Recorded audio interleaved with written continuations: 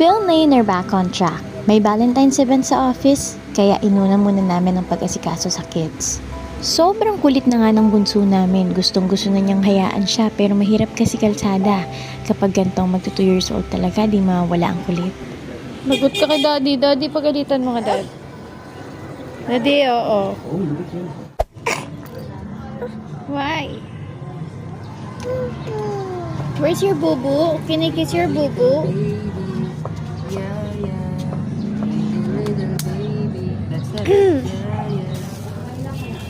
No, ay, nagtatapon. That's bad. At di pa nga siya tumigil kakakende. Nakmabalo yung balakang mo na. Smile. Tingnan ang pose ng pretty. Pose ng pretty. Yes! So pretty, my love. Tingnan mo magandang smile. Smile. Ganda talaga, oh. Flying kiss nga, flying kiss. Flying kiss. Yo. Sinundo na nga namin si ate nito. Naayos ko na ang gamit nilang magkapatid kaya after sundo, diretso biyahe na kami mag-asawa sa office. Wala kaming assigned station nito. Siya lang sana may office pero sinamahan ko na. Nakapula kaming mag-asawa. Sumakto na may pagganap for Valentine's sa office. Kaya ang swerte namin, wala pa kaming na-miss na Valentine's ganap sa office. Kung mapapansin nyo, nag-ready na kami ng equipment namin. 6 PM pa lang nito kaya kakain muna kami before log-in.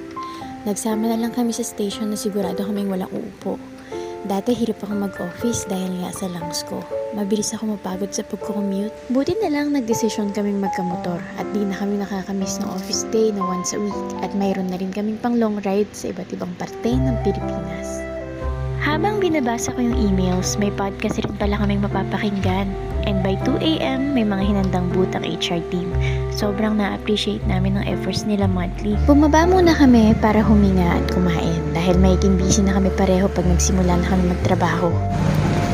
Wala, may vlogger kang asawa.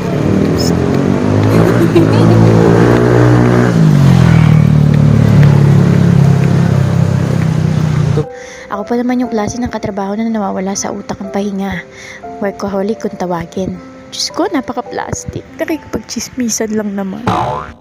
Pero seryoso, pag trabaho tayo. Kaya kaming mag-asawa, ang harutan sa labas lang ng office o sa bahay. Clingy pa naman ang lola nyo. Malapit na ang Valentine's kaya ito na lang siguro ang date namin. Nakikinig kami niyan sa podcast. Nakakatawa ang mga comments dun. Hinihintay na lang din namin mag 2 AM at makikijoin kami sa event while on our break time. Sobrang focus kami sa work. Kasagsagan kasi na may training akong bagong teammate at maraming workload sa gabing ito. Akala mo 10 ang anak na sobrang seryoso sa trabaho. Ine-enjoy ko na lang yung ganito.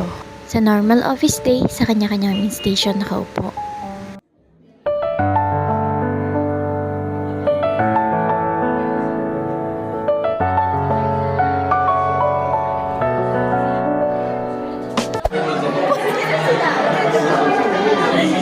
Busy sa buhay.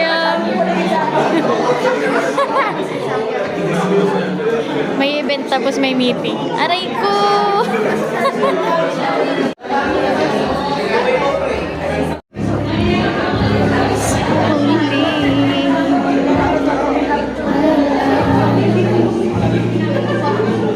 Kasing busy. Nakikinig ba talaga?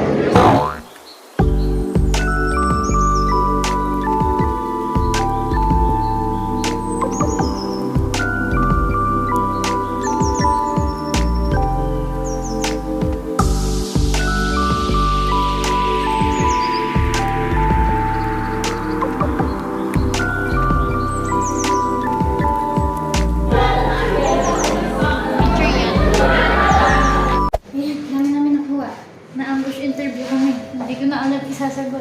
Kasi lutang ako sa mga process, sa mga orders, napakarami. Daddy. Hindi talaga tayo uuwing luhaan, kaya i-flex ko lang ang mga pamigay sa office. Kaya marami yan kasi na-ambush interview kami mag-asawa.